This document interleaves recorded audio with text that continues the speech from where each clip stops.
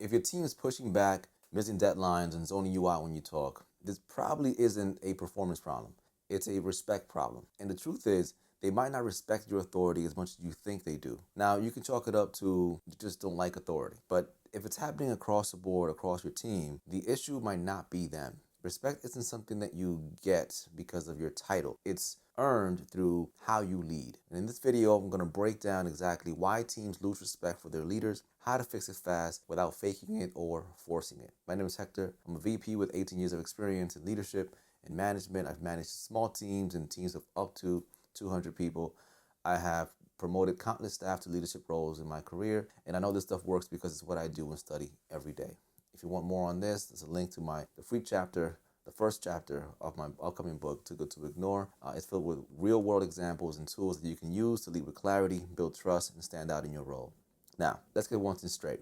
Your team doesn't lose respect for you when you make a tough call. They lose respect when you avoid making a call at all. One of the fastest way managers lose credibility is by not addressing what everyone sees. For example, when someone is underperforming and you say nothing, that's a problem.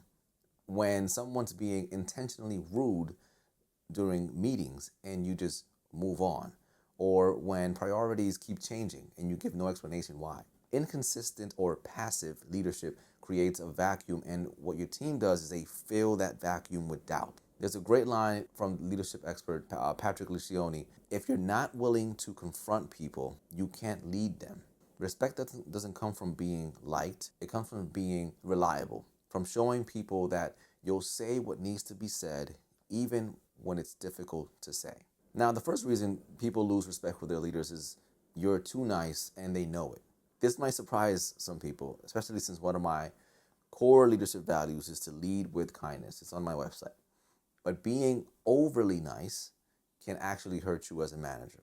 When people sense that you're prioritizing harmony or being liked over honesty, they'll stop taking you seriously. Remember, being kind and being nice are two very different things. Your team wants to feel safe, but safety doesn't mean softness. It means being clear. It means having clarity. They want to know that you're going to be direct, fair, and consistent.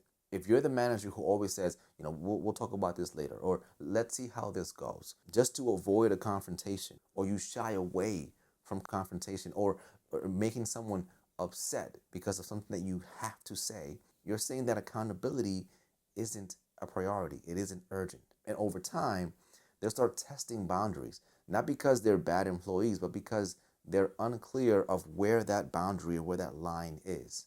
So yes, be kind, but don't try to come off as the nice guy in an effort to get people to like you.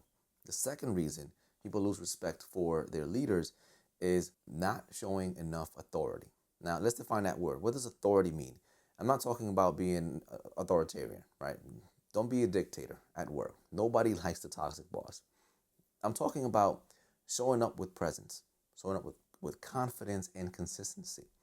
In a study published in the Journal of Applied Psychology, researchers found that employees were more likely to respect and follow leaders who were clear, assertive, and decisive, even when they weren't the most experienced leaders and the most likable. That means authority is less about experience and more about your presence, your energy. It's how you walk into the room. It's how you set the tone. It's how you communicate decisions. If you're always checking with other people before acting, or second guessing yourself, or you're speaking like you need permission, you're handing your authority away.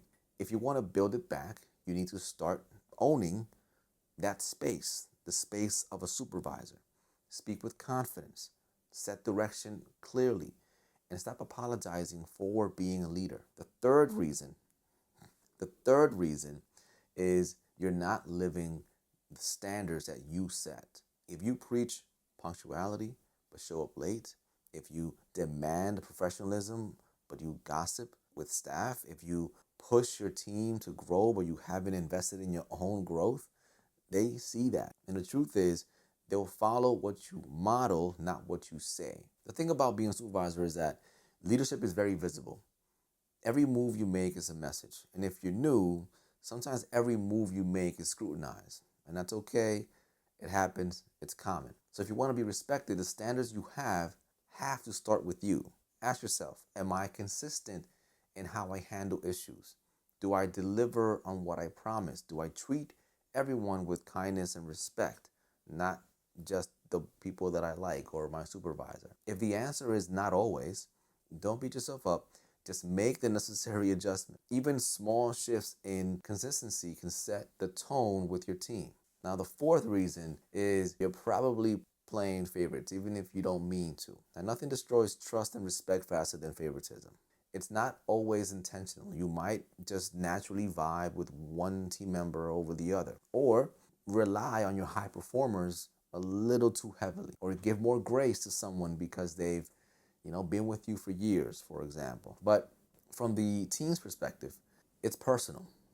They see the perks that that person is getting. They see the expectations, and suddenly your credibility is in question. So the fix is you need to commit to being consistent. Same rules, same standards, same follow up. And check your blind spots. Who are you giving the benefit of the doubt to? And who are you being overly strict with? Here's a quick test. Imagine a similar negative scenario happening with all of your team members. If you find yourself jumping to a write up for one person but support for another, then you got some work to do. The fifth reason is that you're not leading conversations, you're avoiding conversations.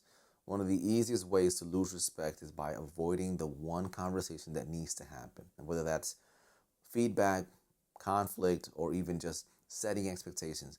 When you avoid it, people notice those things. And over time, your silence starts to say more than your words. It says, I don't want to deal with this.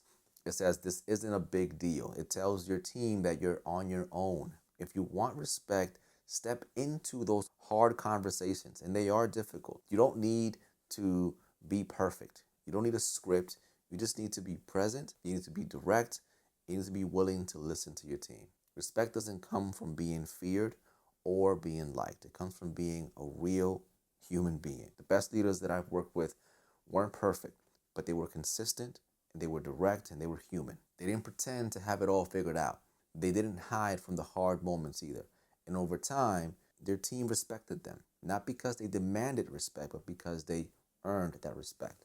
Now, if you're wondering, okay, but how do I actually hold people accountable without micromanaging or being a jerk? I got a whole video on that next. And if you want to dive deeper, make sure to grab the free chapter of my upcoming book and some other free resources by clicking the link in the description. Peace.